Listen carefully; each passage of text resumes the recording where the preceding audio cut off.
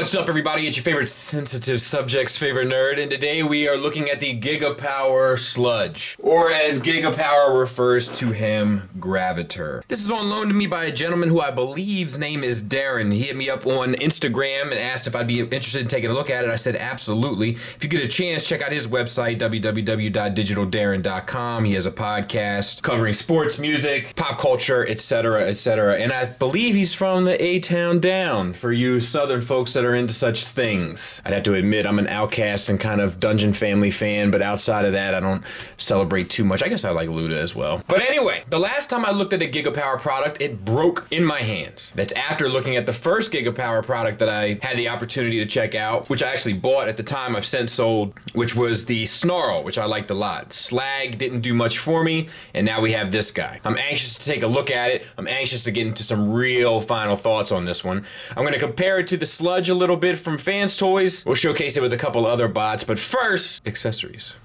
He comes with the Big Mamma Jamma gun. You got a button in here in the back, which I assume lights this up. It doesn't include batteries. I'm not installing them myself, obviously. The rest of it is just sort of a clean black sculpt. Nice sculpt work, but nothing to really talk about in terms of paint or anything in regards to accents. He does hold it fairly well, though, with the tab-in system that goes into the palm of his hand. He also comes with the signature sword, red translucent for the blade, same type of sculpt work for the handle, which does look good, no issues there, but no paint accents per usual. And he'll hold that as well with the same tab-in system. He comes with two smaller guns, both of which operate the same way. We have a handle that does collapse, and we have some sculpt work and no paint. He'll hold this one as well, but I have to say, this one is a bit of a looser connection than the other two, and the other two are a little bit too tight. So you'll find as you're manipulating the figure that the hands and guns will come apart. It's not a big deal, but it's worth noting. They just aren't toleranced perfectly.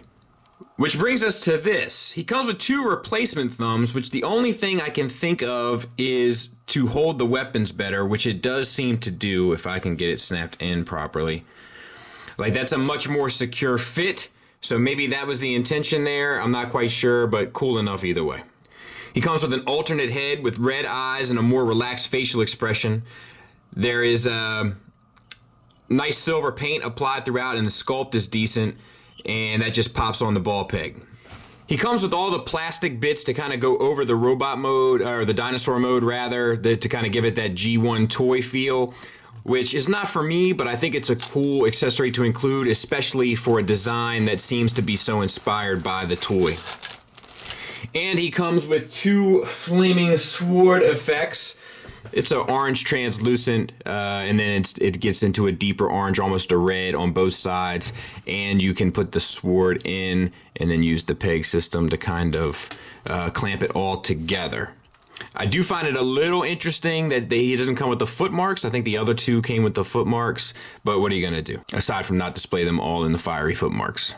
This is a big bot, of course we know that. So I'm going to be going through this in stages, just because my workspace doesn't really allow for something this big to like look good in terms of going through it. So I'm going to be going through stages. I think I'm going to rebuild my setup, get my wife to help me.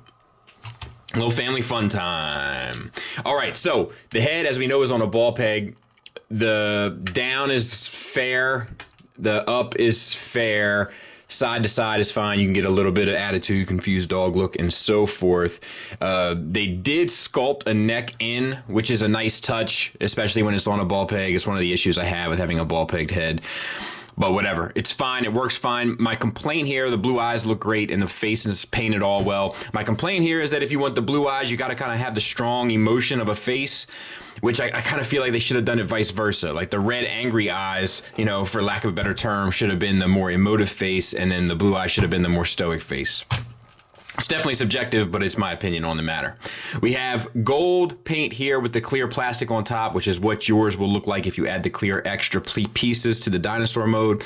Then we have the gray finish, the red metallic finish, which looks superb. However, I must say there is some imperfections in it.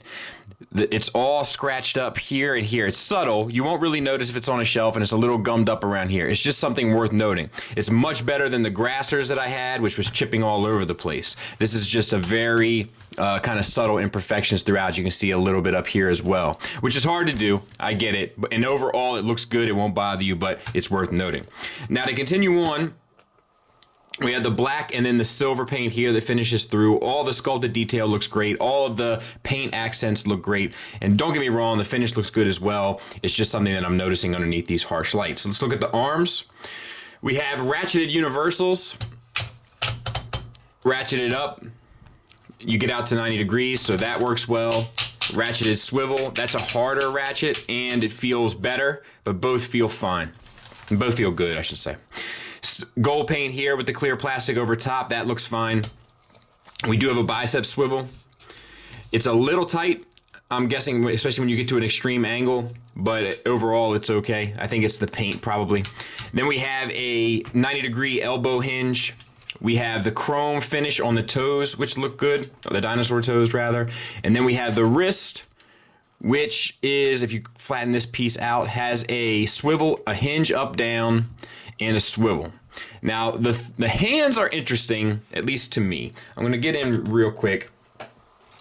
So, a lot of times we see this, but the thumb faces down. This thumb faces forward, which holding a gun and stuff, not so much the sword, but at least the gun is gonna look cooler. So I dig that. It's a different approach than I'm used to seeing.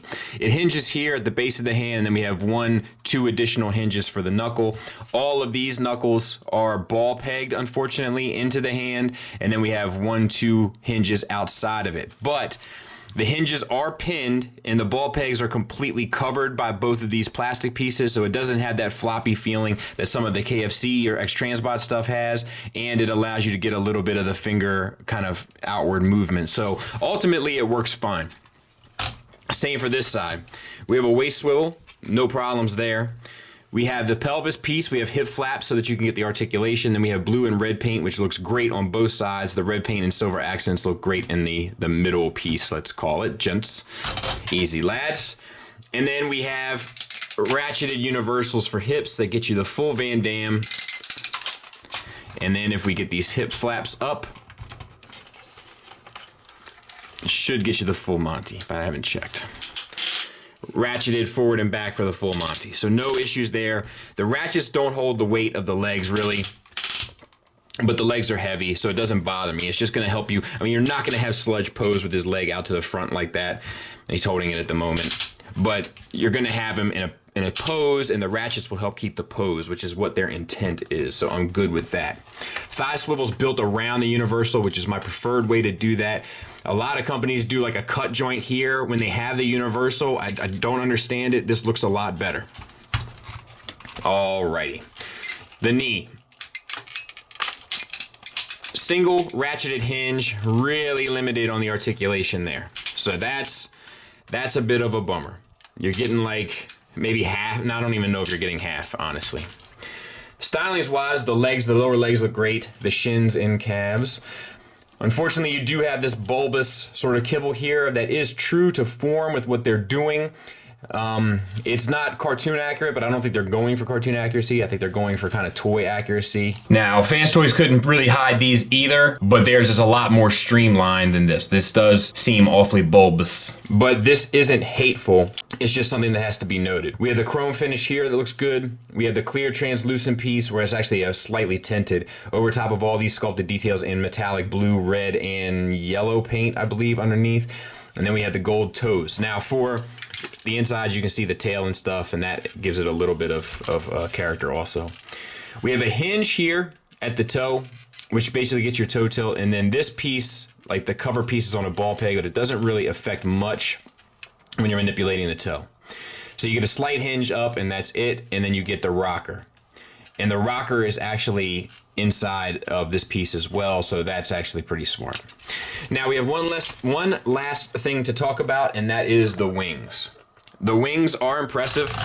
It's a good wingspan on them, and we have chrome inside, we have silver inside, metallic green, red, and blue, and the back of it is completely chromed out, and I'll give you a look at the back of the figure, which is relatively clean. There it is next to the Fans Toys one. I will admit that metallic red, it really pushes this thing forward. The gray is also a finish here too, so this one does display a lot better than the Fans Toys one, I must admit. For my personal preference, I feel like it's a little over the top, and I like the way that the Fans Toys one all look together, and know I could be done, which is also important. But yeah, this does have it has a stronger presence.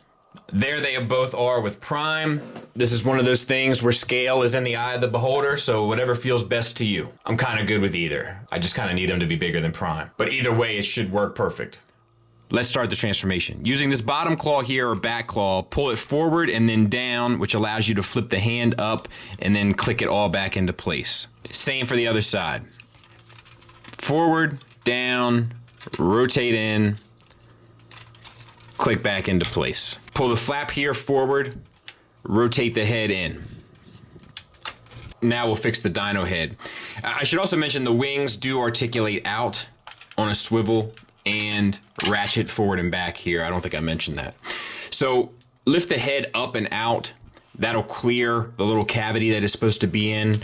Bring it around and snap it into place. You want to split these two sections here, and then you want to extend the neck and then close these sections back up. That's scary. And then accordion the dyno head down, and then swivel the dyno head around to the other side. Spin the waist 180, spin the thighs at the universal 180. Open up the leg a little bit. There's a little black latch right here. And if you get that out of the way, that will free up the moving components to the leg. There's also this piece down here.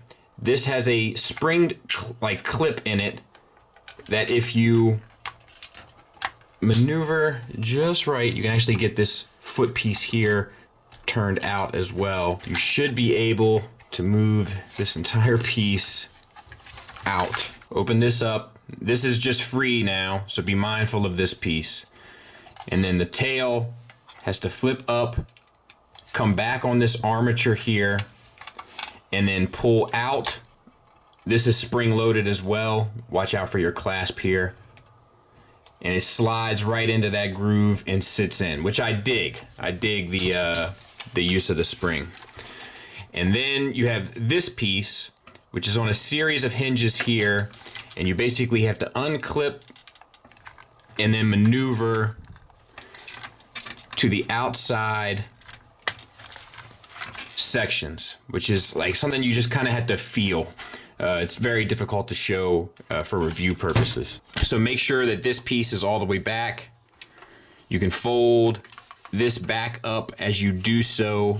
Bring this around and start snapping it all into place. There's a huge peg on the other side of this flap here that pegs in to the waist.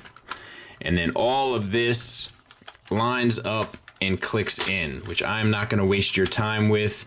I think you can figure out how to do it. Just be mindful of this piece underneath, which has a tendency for you to put pressure on as you're manipulating this thing, and this doesn't give you a good feeling as to what could happen. A lot of leverage here. And then the last thing you want to do is maneuver the backside of this tail out and spin it around. So let's do it again. I apologize, it's just very difficult to show everything. So maneuver this piece out, the whole calf, move your locking clasp up, which isn't the easiest, as you can see. And then this piece has a spring-loaded rod that you can move out of the way to start freeing that up.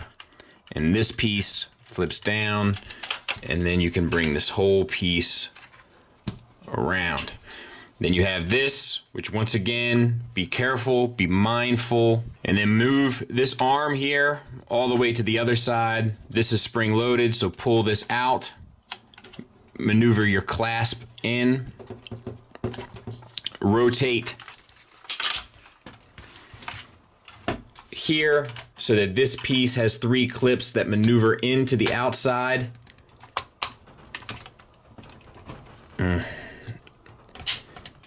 And peg in.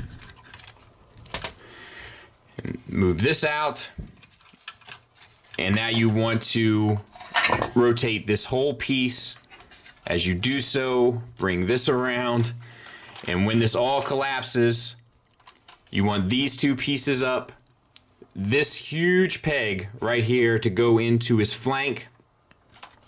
All of this clasps together, and you should be relatively in service. Be sure to lock your clasp back up, which should be right here, and that'll keep the legs together on both sides.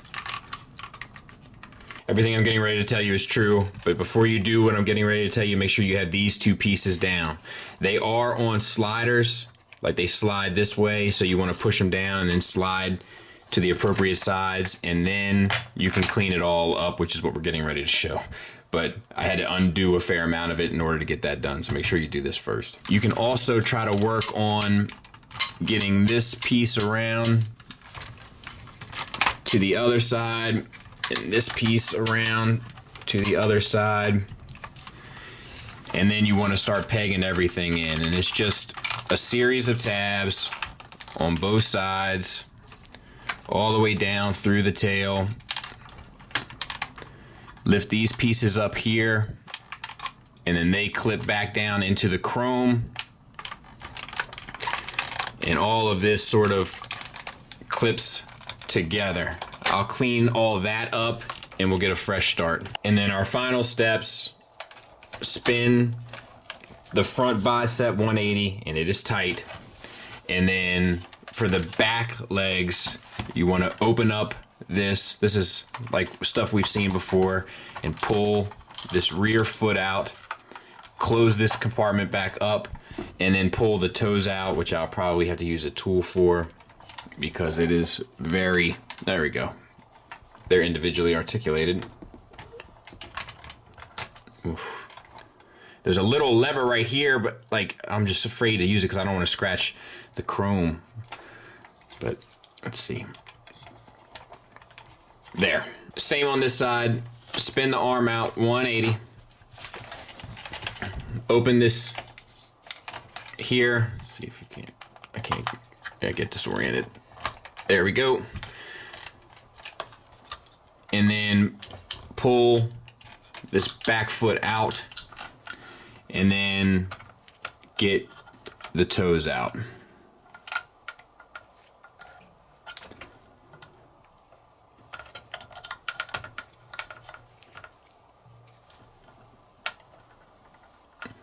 And they do not make it easy for you. And then close this back up. We'll clean it up and we'll take a look at it. Here he is. We got gold chrome for the head and for the feet. All the detailings and stuff that we've already talked about showing through. You got the plastic neck here, the plastic tent over top of the gold paint. I'm not crazy about the head sculpt. Once again, I feel like the head is a little too bulbous. Bulbous is like my word for this review. But I'm not, I hate to use the word because I get a hard time for using the word, but it just reminds me a bit more of a Pachycephalosaurus than it does, you know, a classic kind of 80s brontosaurus. All right, so you got a head joint that basically is on a double hinge here, which does allow it to get the upward movement, which is nice. The neck itself, you're pretty much limited down to there unless you spin this piece around, which I'm just not going to do. You get a little bit of a tilt up, and then you get the tilt up there, and then you get the swivel, and you get the swivel here. You also get the jaw that hinges, and the eyes are like a light piping, which I think is super dumb. Oh wait, they might light up. This might be a light up mechanism. Let's see. No, it's not. So I don't know what's going on there. I'm not crazy about that. And then the rest of it works, just the shoulders work the same. The rear legs, which we haven't talked about, you don't get any outward movement. You do get a swivel. And then you get a hinge here at the knee that is also limited. You get an ankle tilt forward and back. And you get a little bit of a rocker. You get no rocker at the front ones. And that's kind of where you're at with this guy. I feel like this is where Giga stuff usually falls short for me. It's in dyno mode. Let me get the Fans Toys one to compare. And for me, this is where the Fans Toys one wins. I think the Giga one does the robot much more impressively, and I think that the Fans Toys does the dinosaur much more accurately. In terms of general shape of the piece, I think the head looks a lot better, the eyes look better. You have a little bit more articulation in the rear legs. Both of them kind of fall short in the ankle rocker department, but it's difficult to do when the wrist has to double for a leg or for a foot. The gold is much more vibrant here than it is with the Fans toys, but that's a small price to pay in my opinion for the general look of something. I also think that the head articulation works a bit better in the Fans toys one. Obviously, the argument can be made that the dinosaur has a much stronger presence here because it is larger. I'm just not crazy about the actual design, whereas I like this design better. So I feel like the Giga has it in robot mode and the Fans toys has it in dino mode. I also feel like you gotta have tire tracks in every video. Final thoughts wise, I have a couple negatives. I have to admit, I have a couple negatives. It's not perfect. And I know Giga Power fans get awfully passionate. But don't worry, I've been preparing myself for it. You are not an idiot.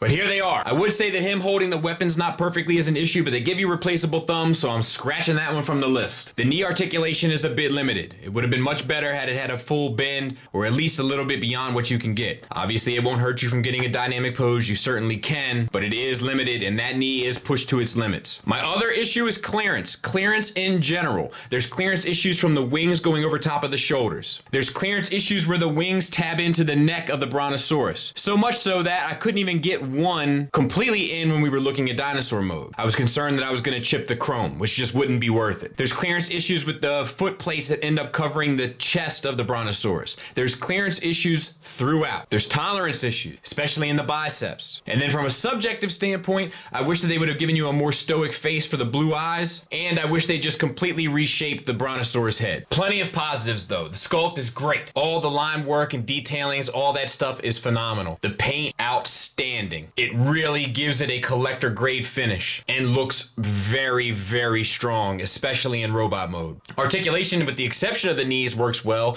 and most of the engineering works well. With a few clearance issues aside, there are a lot of tricks here, locking tabs, spring mechanisms, so on and so forth, which gives the figure a very unique vibe that I dig. The materials feel great, all sorts of hardware throughout, ratcheting joints everywhere. Cleans up fairly well, especially for a Giga Power attempt. Usually they're more okay with having large amounts of kibble hanging off. This guy does have some, but overall, has a really clean appearance. I definitely recommend it. This feels more in line with what I got from their Snarl than what I got with their Slag, which to me was just not the same caliber of figure. This one feels back in that pocket. So cheers to them. Well done attempt. I think you'll be quite happy with it if you're in for the line. Thanks again to Darren. Be sure to check out his podcast, Digital Darren, on Podbean. I would imagine it's on iTunes and stuff as well. And thank you for listening. Thanks for watching. Until next time, take care.